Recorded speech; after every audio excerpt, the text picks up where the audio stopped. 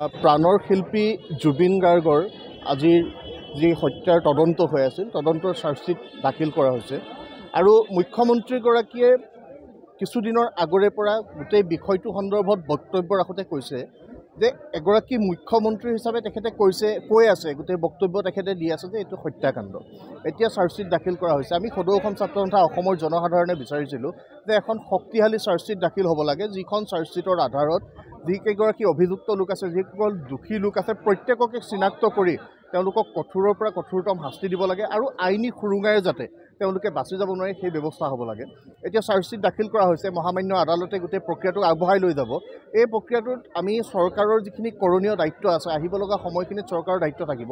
Fast track আদালতৰ কথা তেওঁলোকে কৈছিল, তাৰ সমান্তৰালভাৱে পাব্লিক প্ৰচিকিউটৰ নিয়োজনৰ কথা তেওঁলোকে ঘোষণা কৰিছিল। সেই গোটেই বিষয়বিলাক ত্বৰান্বিতভাৱে আগবঢ়াই লৈ যাব লাগে আৰু জুবিন গাৰ্গে ন্যায় নোপোৱা পৰ্যন্ত সদৌ অসম ছাত্ৰ সন্থা আৰু অসমৰ ৰাইজ ক্ষান্ত নহয়, এই কথা নিশ্চিত। আৰু চাৰ্জশ্বিটত কি আছে, চাৰ্জশ্বিটৰ আধাৰত যাতে প্ৰতিগৰাকী দোষীয়ে কঠোৰৰ পৰা কঠোৰতম শাস্তি পায় সেই কথা নিশ্চিত হ'ব লাগিব আৰু নিশ্চিত নোহোৱা পৰ্যন্ত প্ৰাণৰ শিল্পীগৰাকীয়ে ন্যায় নোপোৱা পৰ্যন্ত আমি আমাৰ দৃষ্টি ইয়াত নিবদ্ধ ৰাখিম। আপুনি বিচৰা বাতৰি পাব কেৱল নিউজ 18 এপত। নিউজ 18 এপ ডাউনলোড কৰিবলৈ স্কেন কৰক এই QR কোড। গুগল প্লে ষ্টৰতো পাব এই নিউজ 18 এপ।